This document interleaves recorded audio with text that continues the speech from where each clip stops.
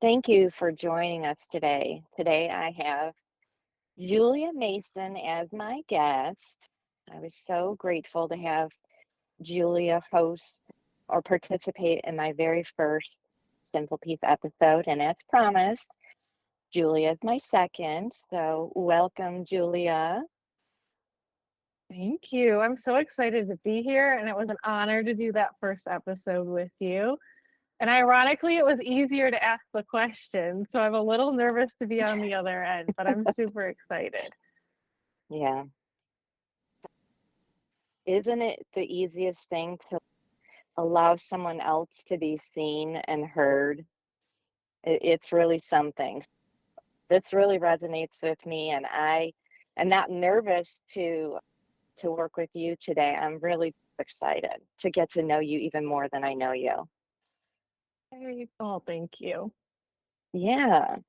So Julia and I met through the purchase of our house, or through the purchase of my house, and I've been so inspired by watching this young woman with this young family who's really taking life into your hand. And it's been beautiful to watch you blossom from the first time I met you. And I'd really like to start off by understanding, how did Julia transform into this very strong, resilient woman, creating her own business? And tell me a little bit about the journey of how you decided to put your reality into your own hands and drive this business all on your own. Okay. Oh, thank you. That's a big question. Yeah, let me drop in and see where I want to start. And it's so ironic that you're asking me this because I was cleaning out some old paperwork and I found a online quiz from 2001. And I think it was like something in school where they ask you to take a test and find your strengths and analyze your weaknesses, and then it tells you like which career is best for you.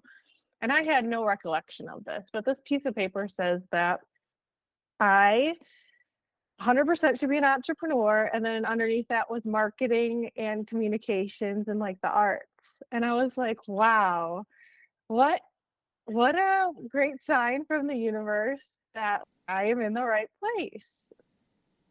I have a business called Enthusiasm Lab where I help feminine embodied leaders with their marketing and their website creation and attracting their dream clients and really aligning them with their highest selves within their business and acting as a guide to get them to where they desire to be, and really holding the space for them to feel into what they actually want in their business and life, because there's so much conditioning out there and so many different individuals that tell us what we desire and what we should be and how we should behave in the world. But the true important thing to do is to really connect with your inner self in order to get those answers. And you're not going to find them anywhere else but inside of yourself. And so it's really a lot of holding space, to be honest, getting really slow and present to what your desires are. And what led me here was a long journey of doing some things that weren't in alignment for myself, but taking what I really loved and slowly like keeping the stuff that I enjoyed to do and letting go of the rest. I've been in marketing and communications since I was 18 years old. Started off with doing it for a higher end salon, then worked for a developer who had lots of great businesses and was doing a revitalization effort in Wilmington, Delaware. And it was literally the perfect opportunity because he had Starbucks, he had luxury apartments, they had restaurants. So I would be able to act as a marketing agency for all these different institutions and really get a lot of experience. So grateful for that opportunity and for that job. And then I moved back to Ohio, where I'm from.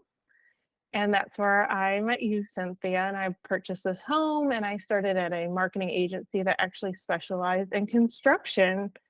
of all things.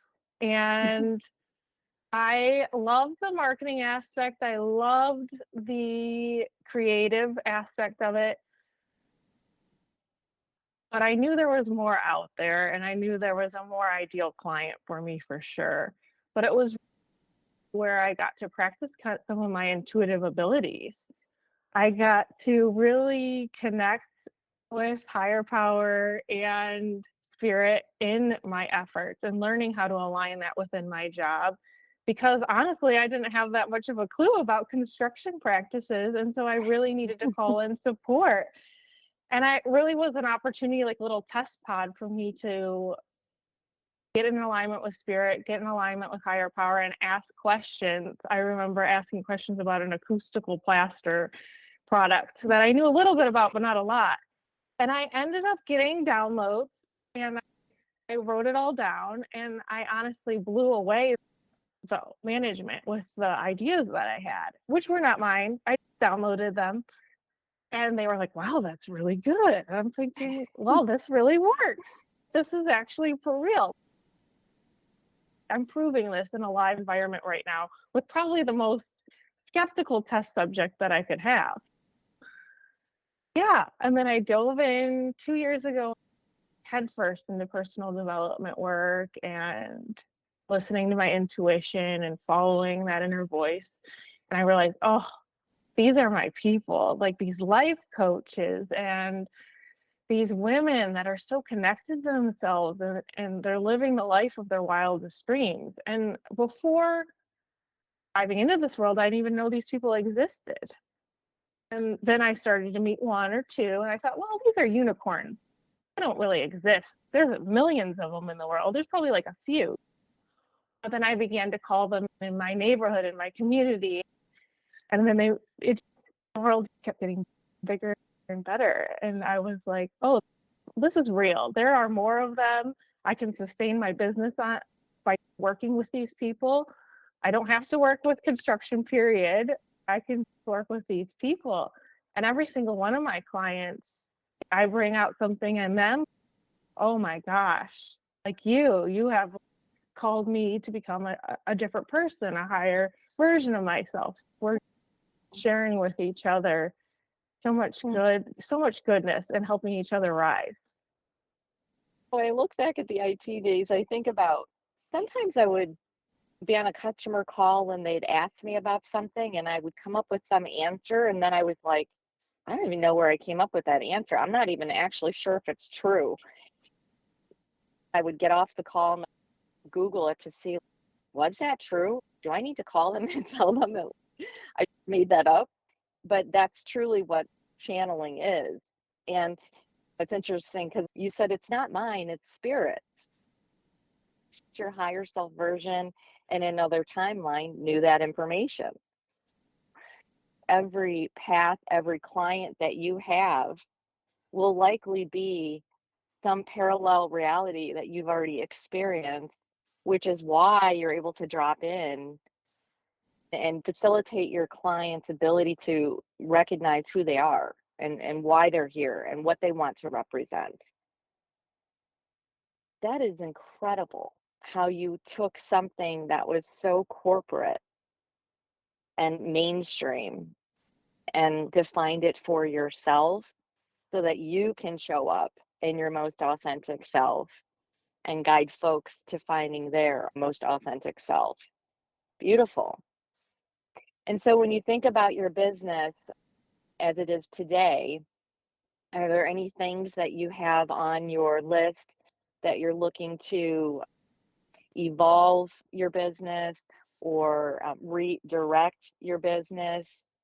Anything on the plate right now that you're waiting for spirit's call? Yes, absolutely. It's so funny that you call it a phone call because I hear it often, and sometimes it repeats itself over and over again until you're like, okay, I'm listening. I will do this.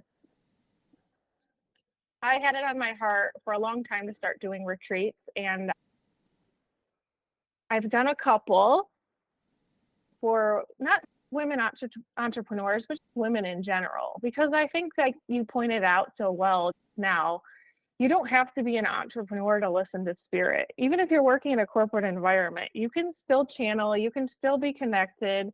It can still all be within you, no matter where you are and where you're at in your life. I would love to do more retreats, and I would love to start some groups where I lead women on a monthly basis and have group calls and whatnot, and really fill them up every week before the week starts. And Mm. because I've noticed within sisterhood, there's so much power there. Like, I'm going to leave this call with you. Hi. Like, serotonin going all throughout my body. The day is going to be easier because I've spoken with you and I've connected with you. And things, my tasks that I have to do today are going to be way easier, more joy filled. So, how can I do that on a weekly basis with women and fill them up and teach them what this feels and let them experience it? So, that's what's been ringing off the hook lately. Mm. As I've been on this path for a while, but starting something new is always scary. And it's always going to be that way, is what I've found out. So it's Mm. really listening in and going for it and Mhm. surrounding myself with women like you who are like, yeah, Julia, you can do that. It'll be fine. Go for it. Mhm. It's we talked about this on my call, but we look at each other and we can see ourselves in each other. And when I think about like social media in general, when I first joined social media, it took me a couple months to get enough followers to do a live. And then I sat on it for months. The idea of doing a live was like horrifying to me. I was waking up in the morning and every day it was like shaming myself for not doing it. What is your problem? You love talking. Why is a live hard?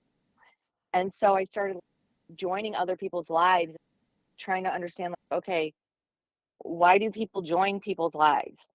And sometimes you see these people on social media and they're sitting there and they're in their living room and they're staring at the screen, looking at the comments, and you're like, why are other people watching her stare at her screen and look at comments? It's so so I couldn't get myself to understand, join and show up and tap in. That's it. So I go outside and I'm in the grass and I'm doing all these everything I know to do, mute energy. I'm hugging trees, everything I can think of. And so I went in the house and I'm like, I'm doing it. And so I get on live and it's like, as soon as like the first person joined, I was crying. I was just like sharing this emotional thing. And then one of my daughter's friends from high school, he joined and I felt my discomfort. He was asking me questions to at least give me something to say. It lasted for maybe say 20 minutes. But the truth is, I pretty much, I think I did 3 more lives after that, but I've never done a live since because that fear, the anxiety of that discomfort, it found its residence again. It's that, like you said, and this is your sign, this is your call. The fact that you're like recognizing the need to connect with sisters once a week, once a morning, whatever it ends up being, is extraordinary, Julia, because I'm that cheerleader for a lot of people. I see so much potential in everyone. And when I look at all the beautiful people that are in my life who have these extraordinary gifts and have all this to share, and they're in hermit mode, and I'm like, girl, you can do this. You And so I can go into this and lift someone and create so much wind beneath someone else's wings to get them past it. And I'll even, like you, I'll even do it with them, even though I might have fear, to help them, to the point where sometimes I get lost in other people's fears for them because that's easier to overcome than my own. I will join your session and I will absolutely take your light once a week.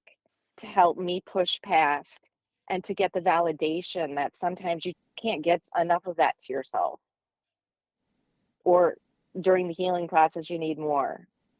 Send me the invite. Oh, well, thank you. Yes. Yeah. It'll be so powerful. And I think, like you said, it's so important to surround yourself with those women that can really see your light and lift you up. And I also find it so profound that, like you see so much light and potential in others and possibility. And so you're also like, if that means it's also possible for you. Anything that you see that's possible in another human being is absolutely yours as well. The fact that you can see it is so profound. Yeah, definitely the reflection that we see, good and bad, is our reflection. And I know that as I'm saying it, so I don't particularly feel drained from being that for people because I'm hearing it for myself. So it is also for myself, but the idea of having that outside of myself to reinforce that sounds extraordinary. It's the little Mhm. things that are so hard to overcome, honestly. It's not even the big things. Like you Mhm. said, the first Yeah, step. absolutely. Yeah. When you think about your client experiences, client represents a different version of you in the reflection. So your ability to be in reflection mode and being able to shape shift for clients, but are of all the clients, would you say any of them stand out and have made profound type transformational reflection to yourself? Mm, that's such a good question. Yeah. Like you said, every single one has taught me something for sure about myself. And I hope that I certainly left every single one better and in a higher state than I had than they were in when they started with me. Some of those first clients stand out because they were the ones that trusted you when you didn't have any. Now I have all this experience on my website, accolades and reviews. And when you don't have anything and somebody jumps in and trusts you, that stands out to me as so divine because they're listening to their intuition completely because there's nothing else to go by. Life coaches certainly have a special place in my heart because every single one is so profoundly different and has such profoundly different skill sets from another. And they always say the market's so saturated right now with life coaches and blah blah blah. But I really disagree with that because each one is so special that they're going to attract a special audience in and of itself for themselves. And I've watched it happen again and again. So coaches such as yourself and healers, I love working with you all because not only is it so special to bring out your modalities and your talents and your gifts, but you're easy and joy filled and fun to work with because I get to go into a headspace of serenity when I'm working with you. What could be better than that? Another client that stands out to me is a client that it's like an app that has a bunch of different life coaches within it and so many different modalities, and it acts as a hub to direct it's like a directory to all sorts of Hmm. different modalities, and it's very interesting. So that client was super fun to work with because it was eye-opening to see some modalities that I had never even heard of before. Mm. Is there any particular healing modality that resonates most with you? Mm. I think Reiki does because I'm trained. I've told people before that I'm trained in Reiki 1 and 2. Mm. I was divinely called into that and held in that training. So that definitely resonates with me, I think, the most because I probably understand it the most, but I'm open to learning new Hmm. ones. How about you? What resonates the most with you? Energy work, for sure. Yeah. Yeah. The initial calling to pursue angelic Reiki, and then the person that I connected with to pursue angelic Reiki recommended that I started with Yusui Reiki instead, and then open into angelic Reiki. So I did complete my Reiki master with her and then went on to the angelic Reiki. Both hold the same weight of enjoyment for me in as a practitioner and in receiving. However, they're different. With angelic, the actual angels are doing the physical body scan. You're only physically touching them in one spot.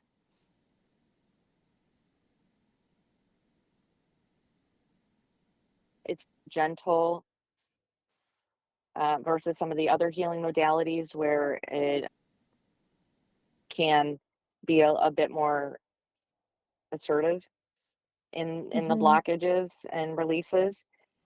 So I definitely agree with you on that. And it's so interesting. And we've talked about this in the past. Reiki has been predominant in my life. I've known people who were practitioners for a lot of years. And I was always like, why would people pay to go do Reiki? Like you're not like getting a massage. What do you mean? They don't touch you? You like what? And I never tried it. I had a lot of opportunities at Harmony to try. She had Reiki practitioners there. And one of my very best friends from Ohio, she's a Reiki practitioner. Never tried it. That's a great example of receiving the same message over and over again Mhm. and ignoring it and not being open to experiencing something. That was definitely something that was brought to my awareness in the last 12 months. The phone kept ringing Yeah, and finally you answered and now look at you. that's right. Yeah. That's right. Yeah. So let's move on to your kids because oh, are they cutie pies? I'm real curious when I think about having grandchildren or having young children and the mindset that I'm in now, the chapter I'm in right now, the opportunity to raise your children in a consciousness mindset. I would love to know your perspective on that. And I would also like to know how are you injecting that into your children's lives on a daily basis? Overall mindfulness, really. What does that feel like to be a parent of babies with this? Oh, thank you. That's that I appreciate that. Well, first, I'm Mhm. not perfect by any stretch of the imagination. They're not a perfect parent at all. And it's so funny since my journey has really gotten deep, I'd say over the last 2, 3 years. And I have an 8-year-old, a 6-year-old, and an almost 2-year-old. It's so different to see how I parent now versus how I parented before, Mm. and and how the different children at the different age groups behave differently because of who I was before to who I am now. Some days I definitely wish I could rewind the clock and go back, but this is part of my journey. This is part of their journey as well. I definitely do try to incorporate as much as I can some of the training that I've gotten from my life coach into their lives. And what's interesting is after having a life coach for 2 or 3 years, I was really eager. Okay, like I want to give this to other women. Like I want to do this. I want to go to have retreats. I want to, and like I said, I still do want to do that. But I got a download one day that I need to do it in my house first. And that's Mm. ironically the hardest place to do it. And like Mother Teresa says, the biggest thing you could do to change the world is to go home and love your family. And boy, Is that hard some days? Oh, yes, like it gives me goosebumps.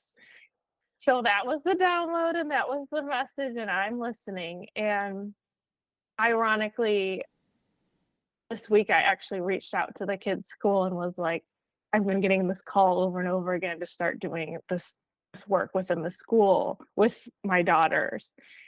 And boy, I'm like, there's so much resistance there. The mothers are going to think I'm crazy. I like to be the shy wallflower. I don't want to ruffle anyone's feathers. But yesterday, ironically, I texted several moms and I said, this is what I can do. I would love to do it if you are open to it. And they were like, absolutely. So here we go. And to give you an idea what that looks like,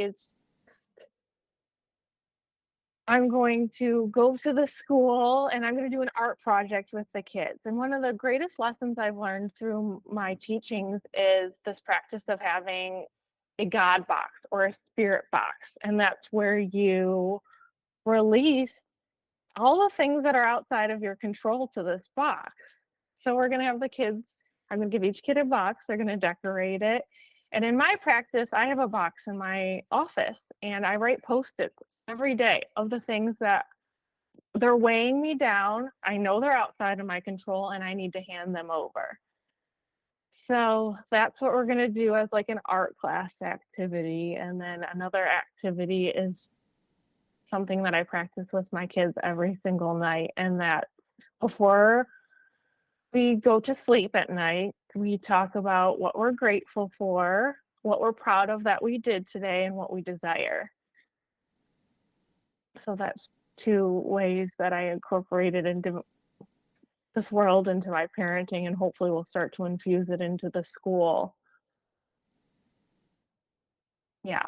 And I have tons of book recommendations. It's all knowledge that I have either downloaded or gathered from other people. So it's not my own, but I've always been into, even when I was pregnant with my first child, like there's got to be a more mindful way to do this. And so I started out going to Zen parenting conferences in Chicago and doing things like that. But, as the best predictor of a child's well-being is a parent's self-understanding. You have to heal yourself and you have to be in the best state. Your cup has to be filled. And again, not the easy answer. It's so hard, especially as a mother of three in the society and running a business and being a wife. And all the expectations that fall on my shoulders at times that I have to brush off and listen in. So it's really starts with you and yourself and your health. And yeah, that's where it all begins. It's interesting when I hear you say that. It's like, Julia, if all you do is shine your light, teach your kids gratitude, and start and close your day with intention, that's really all you have to do as a parent. That's it. Be that example of how you choose to create your reality every day. And I connect so well with the resistance that you might internally feel of knowing that when you go and you actually are taking up the space that you can take up, that can be triggering and jarring for people. And that is our role, is to trigger and jar and activate. The first 7 years is the root chakra, and you're creating safety and security. And then the next 7 years is your sacral chakra, and they're creating their identity as the masculine and feminine. And then the next 7 years is all about that personal power and the solar plexus and so on. When I look at you and I see your life and I feel your light, I felt that from the moment I met you. Mm. So I celebrate you. These things didn't happen for me until I was in my upper 40s. And at that point, my children were grown and in their 20s. So think of how far along you are with that. Thank Easy. you. I appreciate that. Yes. Mhm. Whenever I receive reflections as a mother, like that gets me emotional because I think that's definitely one of my greatest purposes here on this earth is to leave it better than I found it. And how can I do that through my children? And Mm. it's not easy some days, but man, Mm. it's worth it. Yeah. I'll never forget the time I got a reading with this woman. She was basically reaffirming, quit your job and go start this business. And I said something like, others measuring me and the expectations that others have of me. And the realization of that projection that she pointed out to me in that moment, because truly, if you can acknowledge those expectations, acknowledge those judgments, if you acknowledge any of those things, again, it's still a reflection of what you're saying and telling yourself. That was a big turning point for me as a person, understanding that it's really your own voice that you have to manage.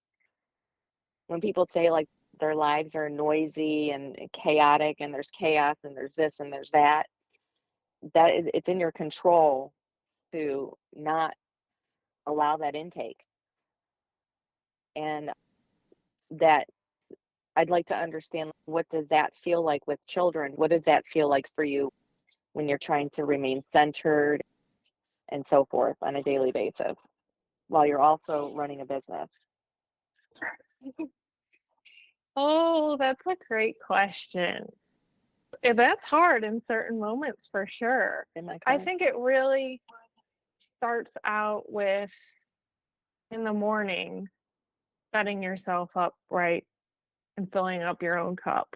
When I absolutely can, I definitely wake up before the kids and take care of myself first through doing my 5-minute journal and practicing gratitude. I always do like a card pull in the morning as well and checking what the Mm, messages are from spirit and really getting myself into alignment before diving into that world because if I'm not filling up my cup first, like I'm already depleted and they take a lot of energy out of me. So it can be very challenging. And in the moments where they really are triggering me, and not to say that I don't respond perfectly in every situation, that's for sure. But we do what's called like blowing out birthday candles, where I'll hold up my whole hand and blow out one finger at a time, taking deep breaths with them mm, to blow out the birthday candles and settle my nervous system a bit and have them settle their nervous system as well. Yes, that's one of my favorite tricks, I would say. But yeah, that's a great question. Yeah, I would love to hear if anyone else has even more things that they do, but it's really taking control mm, of that nervous system, which I'm in a class right now all about nervous system regulation and reparenting your inner child. So hopefully after that, I'll have mhm, even more things up my sleeve. mhm. One of the things that I'm feeling right now, seeking outside of yourself for soothing. And so when I think about your kids or my kids, I'll focus on my experience with my kids. Gosh, I see so much of myself in you. It's like when they were younger, I can't say I ever did breath work with my kids, but I definitely tried to remain centered and to represent myself in a non emotional way. almost to the point where I think I didn't make it easy for them to feel emotion because I was always like worried about people thinking there were problems with the kids or something. But the soothing part is as you grow and you have experiences and you have hardships and you have heartbreak and you have grief and you have all these emotions, it's what we learned as children to feel empowered and feel like the tools to self soothe yourself. Because as a parent, when my children were sad or angry or hurt or whatever, my immediate reaction was to soothe them, however what way that was. And it- I commended myself because I wasn't the type I would judge people. I would give that analogy of the kid in the candy store laying on the ground, kicking and screaming for candy, and then watching the parent buy them candy. Would have all this judgment over that action because you're like, you taught this kid that's how they get candy. But I was doing the same thing in other soothing ways. Mm, I was certainly I didn't buy the candy, but I any other discomfort they felt in their life, I felt responsible to create comfort and to soothe them through it. And I also grew up thinking that soothing happened outside of myself as well, although I was very much an introvert and could still find a way to seek soothing outside of myself. To some degree, a collective healing opportunity. Do you have any reflections in your life that can help give folks an idea of how to begin turning and pivoting to a calm and peaceful life with young children? How do you make that shift? How do you begin to introduce this to your kids if you haven't used this thus far? yeah. No, that's a great question. I'm gonna pull something off my wall that I use actually to reference. Yes. To answer your question, if I have any tool for this is something that I use both in parenting and in my life and in coaching and anything that I do. And it's something called the drama triangle. Mm, And it's not something that I have invented. It's originally from the psychiatrist Stephen Cartman, and he actually came up with this in 1968. So it's old, it's an oldie but a goodie. And it's really teaching individuals to step off the drama triangle because we in our lives we stay in a triangle and typically we go around a circle around the triangle over and over again. And each one of us has something called a starting gate where we sit in typically, and we have different starting gates in our businesses and our lives and our parenting and whatnot. And so the three different spots on the triangle are victim, rescuer, and persecutor. Blaming and sitting in that, or being the victim, sitting in shame and sadness and grief and victimhood, or being the rescuer, the person that's constantly saving every single person around them. And like I said, we all have different starting gates in different aspects of our lives. And so it's teaching individuals that are victims to become creators, teaching rescuers to become coaches, and teaching persecutors to become challengers.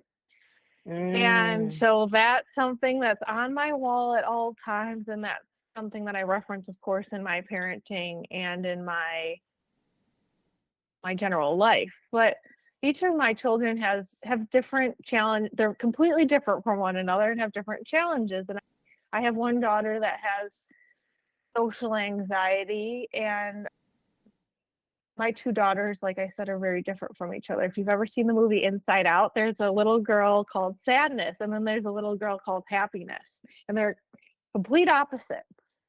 And by the end of the movie, you find out that both emotions are greatly needed. But my first daughter being happiness, and my second daughter being sadness, and they really truly embody these emotions a lot.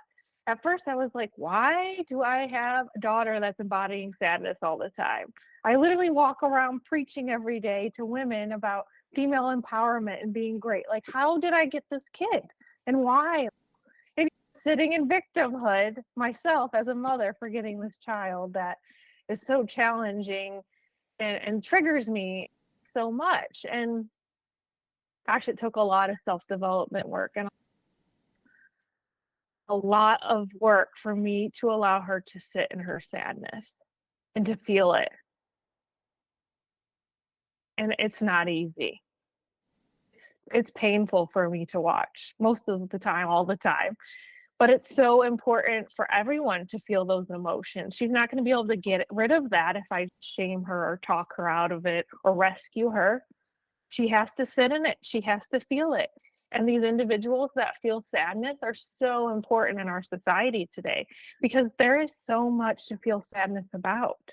And if no one actually feels it, is sensitive and embodies it, then we're going to be asleep to it. So, boy, that's a big one. That's been challenging. And it still challenges me every day, but I definitely see it more as a superpower and a gift rather than the detriment that I saw it before. Mm. Validating and allowing someone to feel the feelings and not make them feel wrong for feeling that way, even if a person can't describe why they feel that way, and how challenging to have like a young child feeling this emotion and then the confusion she might feel and why she also feels this way. So I commend you for your patience, and really it's your trust and knowing that like she's protected. She needs to feel these emotions. There's nothing you need to do to stop her from feeling these emotions or solving the emotion or the cause of it. But that really says so much about you that you're able to like be aware of that and teach her how to not be afraid to feel something that doesn't that's necessarily feel desirable. And then what about your boy? You have two girls and a boy. Is that so different raising a boy? Yes. Whew, it's so different. And I definitely think Spirit knew what they were doing when they gave me the boy last. I always wanted a boy first because I saw them as protectors. So I was like, I want a boy and then girls, and the boy's gonna protect the girls. Was my like mindset as a young 20-something year Mm. old. But I might have my boy last. And I'm so grateful for that for many reasons. But I've I've seen how my girls, first of all, are so nurturing and supportive and helpful, which I need so much help with a baby. And that's been such a gift. But also at the stage in my life, I did so much work on masculine and feminine energy and learning all about how different we are and how we communicate so differently. And so having that now in my toolbox has been such a gift, and Mm. he came at the perfect time for me to be able to utilize that. Even yesterday, he's not even Mm. 2 yet, and he's in the back seat of the car, and he keeps asking for daddy and mommy to look at him and talk to him and acknowledge what he's doing and be proud of him. The greatest thing you can give a man is respect. It's like water to them. And I never knew that. Mm. I never knew that. And what a gift it is to have that now, that in my head. I hold Mm. on to that so much now. And even as not even a 2-year-old man in this baby's body, even my husband, he pointed out in the car, he goes, wow, he really needs us to watch us. He really needs us to watch him all the time. The girls never asked for this much validation. And it's true. They need respect and they need validation. It's like water. And so for me to be able to utilize that toolbox with him is such a gift.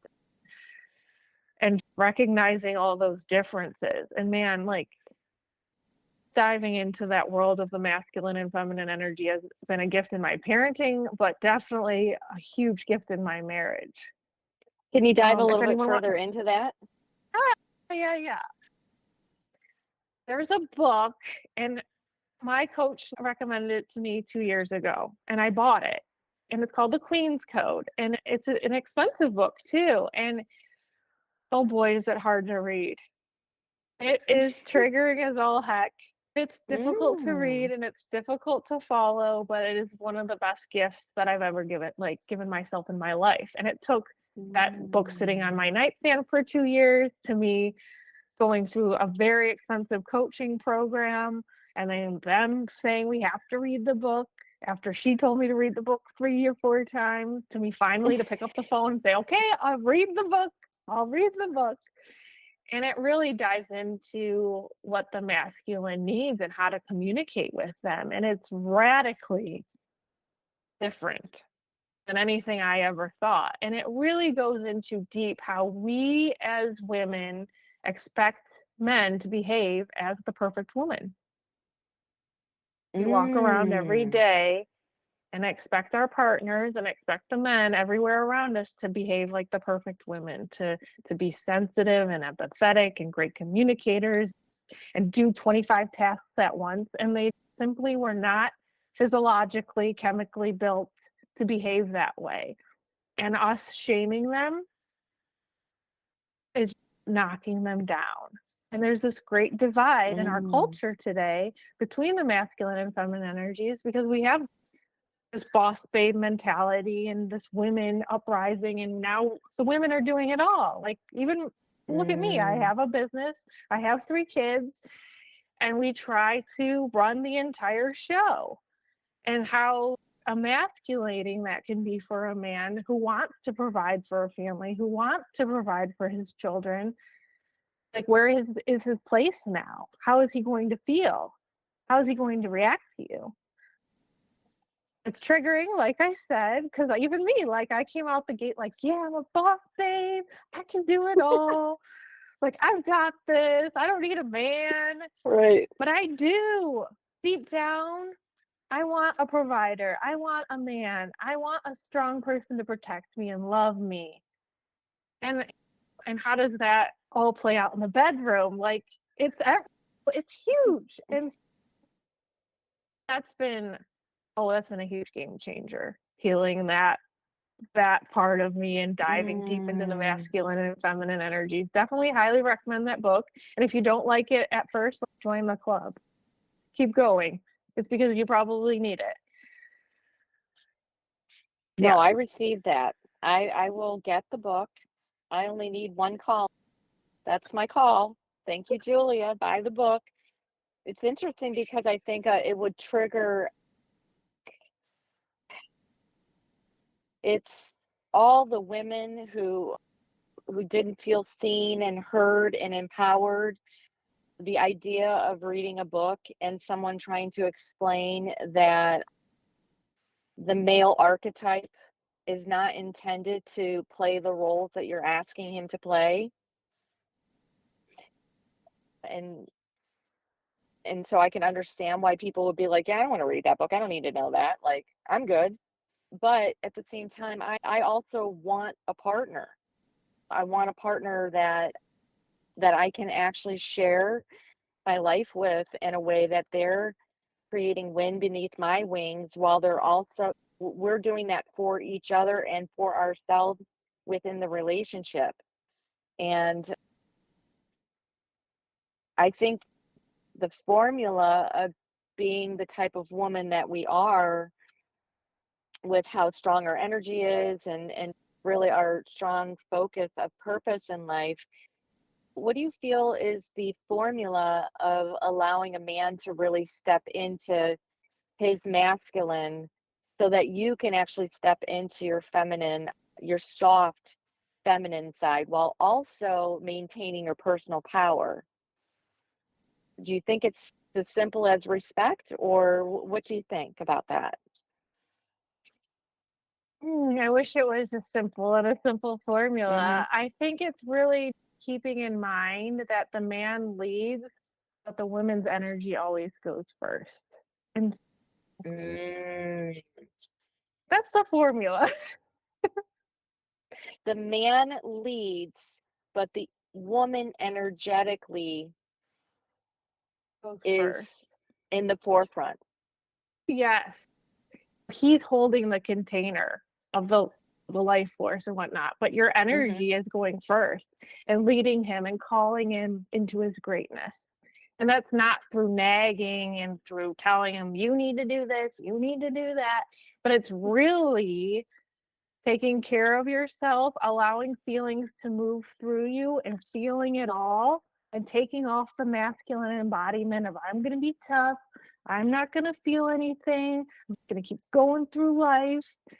It's really feeling it all, everything, the happiness, the joy, the sadness, and letting it move through your body, through energy work, through dancing, through play, through sex, and letting it flow through you so that you're in this healthy, energetic state of flow and allowing his guidance to really lead you. And that can be extremely difficult at times. Yeah, because I'm Mm. asking you to take care of yourself greatly. I'm asking you to feel it all, your rage, your sadness, your happiness. And I'm asking you to be receptive to a man's guidance. And boy, that's triggering. Mm. That's triggering. Mm. I think it's triggering when you might not be with the right partner, Right. or it's triggering when you're not able to meet your partner where they are. Yeah. Yeah. Yeah. So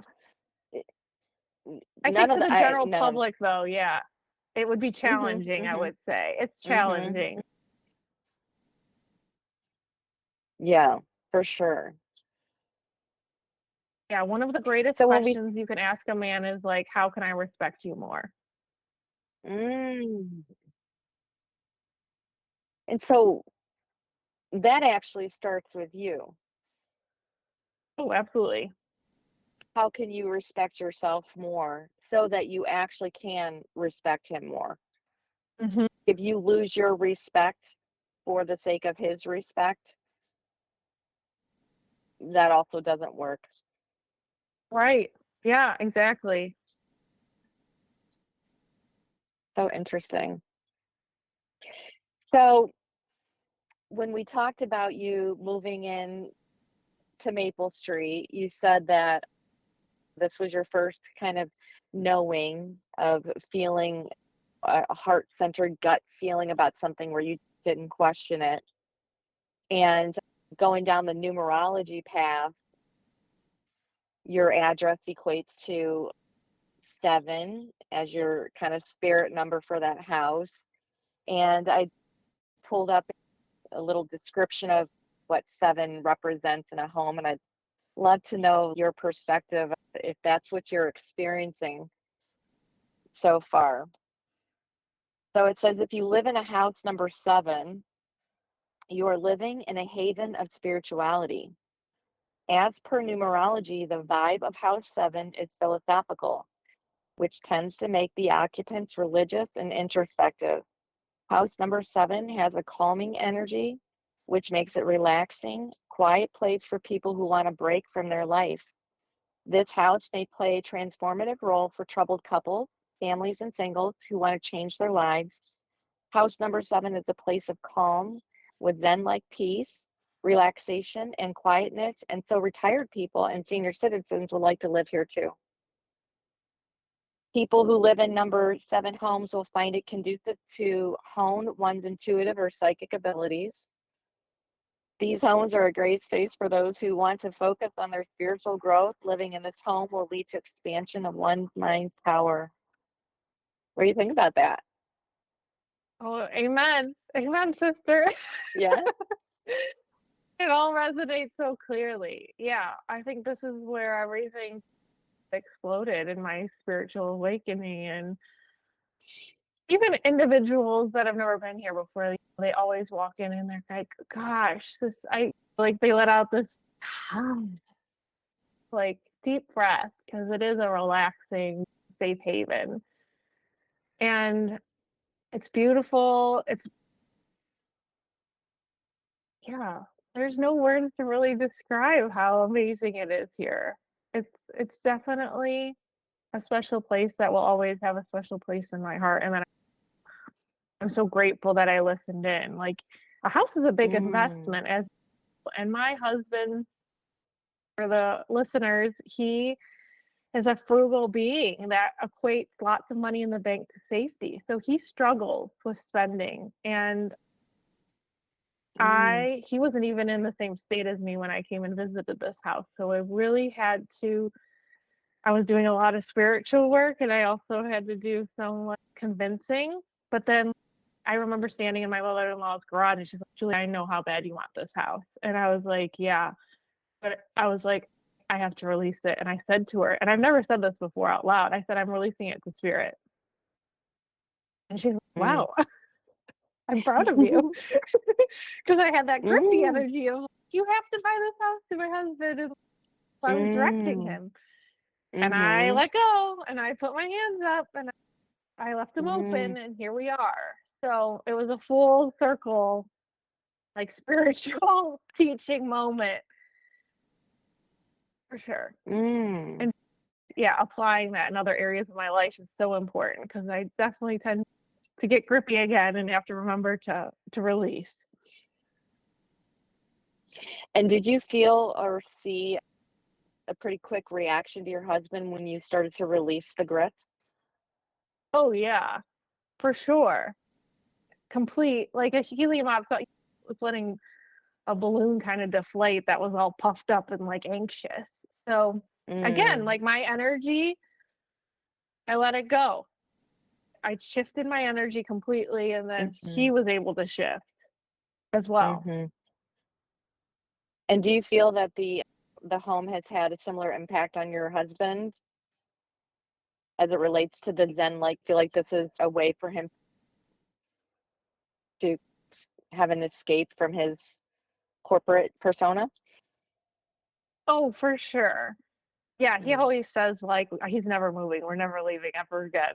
So he like fully Mm, has embraced the home and he absolutely loves it and he's mm, definitely become more open to my spirituality and my intuition here, which has been very interesting to watch because he's a chemical engineer, very left-brained, very mm, logical. And so seeing him like slowly come out of that shell and peek around and be like, okay, like you've got something going on mm, here. We recently made another big financial commitment and he said what he asked me. He said, what does your intuition say? And wow. and it's scary. Like we're investing in rental properties and instead of taking on one at a time, we're doing two at a time. And I said my intuition said to do two. And he's like, what? So yeah, terrifying, big risk, Mm, scary. But he actually asked me, which he would not have done that 6 years ago, 7 years ago, I don't think. mhm, mhm, mhm. Yeah, it becomes very clear when you have an opportunity that's going to create freedom. And I think that the way I defined freedom 20 years ago, 10 years ago, 5 years ago is quite different. So what does freedom look like to you? And do you feel like this real estate situation, if that's your path to freedom? Mm-hmm. Yeah, absolutely. I had it on my vision board at the beginning of last year of real estate properties. And I thought maybe this will happen in 10 years. There was no I was like, there's no way this is gonna happen this year, but it did. And the opportunity presented itself and it was such a good opportunity that like I said, my intuition said yes. And what it really, the reasoning behind it and the energy behind it was that it would create more freedom in my business so I could really focus more on being a mother and doing the things needed while these kids are really little. And so that was the goal is to put some of the pressure off the business a little bit so that I had more of a feeling of airiness in my business and could really contribute to my motherhood. And yeah, I've always Mm, wanted to have the energy behind my business that I'm doing this for fun. I'm doing this for Mm, joy. I'm doing this because I want to and because it's fun for me and I get so much out of working with these people. I never want it to feel like my life depends on it because that energy is so grippy and it's going to repel any ideal clients anyways. mhm, mhm. It's like when you think about this opportunity to have these rental properties and the spiritual being that you are, then you also have source tapped in through energy work and Reiki. You could be injecting your energy into these homes, and every person that comes through that home will have the energetic activation that comes from your intention. It's such a that's so divine. It's beautiful. I love it. Thank you. Yeah, I hope Mhm. so. I'm hoping we're finishing the first one actually this week. And so I'm definitely going in there and doing like an energy clearing and manifesting like an ideal person that can like we turned it into a beautiful space and I want them to enjoy it and prosper there as Mhm. well. So Mhm. that's definitely the goal. I love that. Can you think of is there one thing that you could say is the key to happiness in your life? And Mm, that's a good question. I think the word that continues to come up again and again is surrender. And that is surrendering to higher power or spirit or whatever it is that you believe in and releasing and letting go. And that's the only way I have found to be able to really connect and embody my highest self with an energy of like airiness and freedom and joy. So it's constantly letting go over and over again. mm, yeah, and with surrender comes patience and trust. Uh, yes, that's especially challenging with children too, young children. So I commend you, girl. You're living Thank it. you. Yeah. Thank you. Yeah. Do you have any things going on in your business that we can talk about?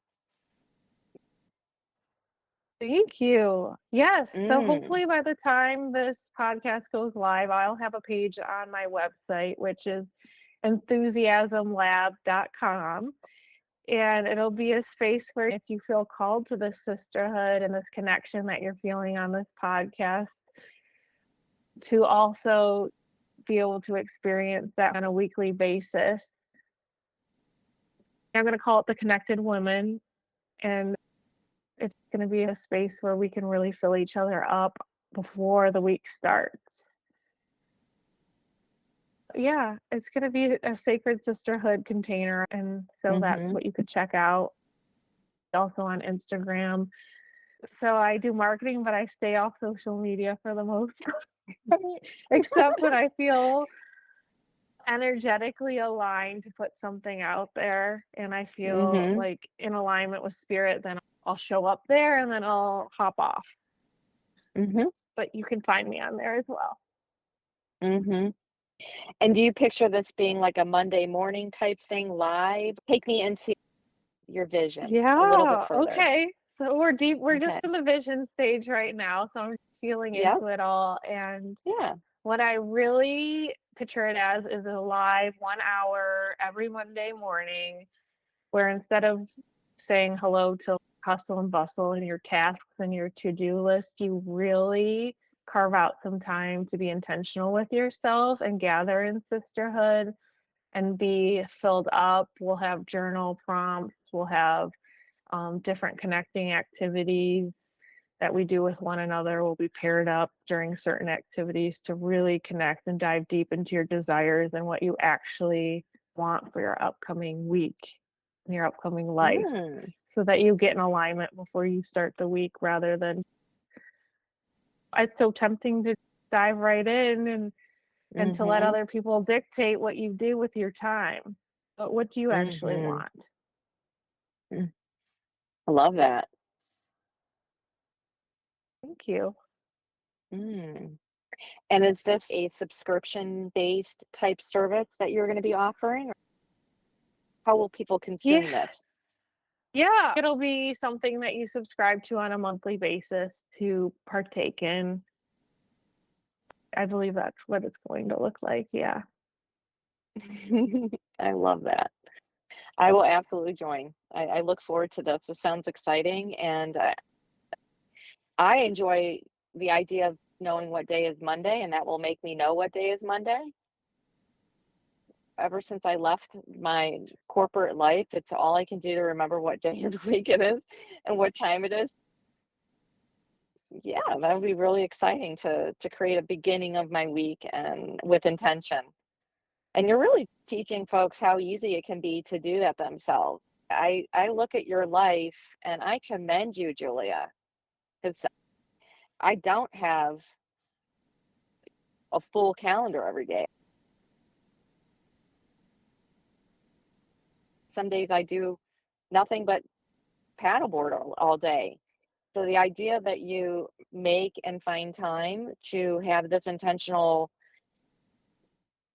connection and all that you're doing while you also have a business, while you also have a family, while you also are a wife, while you also are a daughter and a daughter-in-law and all of it. I know that you're giving all of yourself to all of those people while you're also giving yourself this time. So it's, girl, extraordinary. I commend you. Thank you. Thank you. I Mm, received that. Thank you so much. mm, mhm, mhm. Okay, well, this has been a beautiful connection with you today, Julia, and I look forward to being part of your new connection group. Is there anything else you'd like to share with our folks? I'm so grateful to be here, and then whoever has listened to Mm, this point, I'm so grateful to be in your ear, and I hope that you left with some sort of gift to take with you on your life journey. mm, I love that. Aho. Okay, well, I'm gonna go ahead and conclude this call. Thank you. It's Tuesday, so you have a wonderful Tuesday, Julia. Thank you so Thank much. you. You too. Thank you, everyone, for joining the call.